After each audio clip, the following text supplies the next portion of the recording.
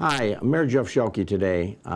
Today we want to take the Municipal Minute and use it to pay a few words of tribute to Mildred Bailey and Marilyn Robinson, two very special women whose lives had dramatic and dynamic impacts on our community.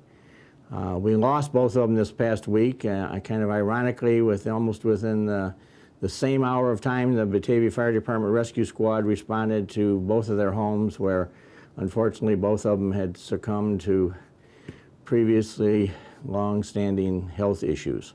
So we are saddened as a community this week by the loss of both Mildred and Marilyn, but we want to remember them with great fondness for their work within the Batavia community. Talking about them individually, Mildred was a real driving force in all the charitable work that happened within the Batavia community. She was a never-ending worker for good causes. And her real passion was the Batavia Clothes Closet and the Batavia Interfaith Food Pantry. And of course, her starship of her causes was the annual community Christmas toy drive for needy children in the Batavia community, a drive that, along with Ruth Johnson, the two of them spearheaded that for a number of years in the Batavia community, and the results of it had untold benefits on a number of needy children in our community who probably wouldn't have had a brighter or happier Christmas had it not been for the driving forces of Mildred and her pal Ruth, and as they tried to put together a really nice program for our community to have. Mildred was one that never let up. To the day she died, she was out here trying to do good things. I have a fond memory or story of her the day she died. She was calling my office here, wanting to make arrangements because already she had started collecting toys for Christmas, and they were stacking up in her garage, and she was wanting to know, in her words, if her boys and girls, which she referred to the members of the Batavia Fire Department as, could come to her house and pick up the toys and take them to the First Baptist Church where we have been storing the toys over the last few years. So she had been working right up to the very end. In fact, when she didn't show up at a meeting, her son went to her house and they found her dead on the floor. So she never stopped working to the moment she left this earth, and I think that was, if you were to ask her how she wanted to leave, that would have been the way she wanted to do it. She was very much total in command of many things, and I think even her departure from this earth, she had a hand in it. I remember her with such great fondness because of all the hard work that she put into all these good causes that she supported year-round, and her special passion for the Christmas toy distribution. We also remember Marilyn with great fondness, and again, like Mildred with her passion for the Christmas toys and helping young people, I think Marilyn Robinson's life was also directed toward the young people of our community specifically.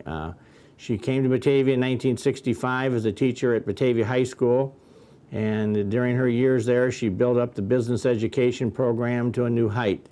And she certainly, I think, is remembered with great fondness by many of her former students at Batavia High School for her passion and her understanding and her vision as she worked with students to enter a new technological age which kind of unveiled itself during her years at Batavia High School. I know she once shared with me the thought that when she came to Batavia High School, the computer had yet to come in the door at the school. And when she left, the computer had basically overtaken the school, but she had been a grand part of helping with that kind of swap of technological ideas. So she took great, I think, pride and pleasure in the idea that she had helped usher in the technological age into the Batavia school system. Also, what she is remembered most dramatically for in the Batavia community is her commitment to reporting Batavia history. And thanks to Marilyn and her understanding of teaching and teaching strategies and methods, the Batavia community was blessed by her authoring a special little book of Batavia history that she wrote and authored that was directed to age groups of about 3rd grade.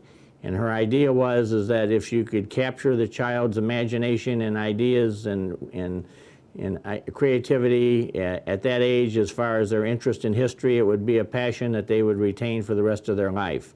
And so as a result, she told the story of the Batavia windmill and the quarry swimming pool and a lot of the ethnic movements that took place in Batavia, and she explained it to them in a way that many at that age could understand.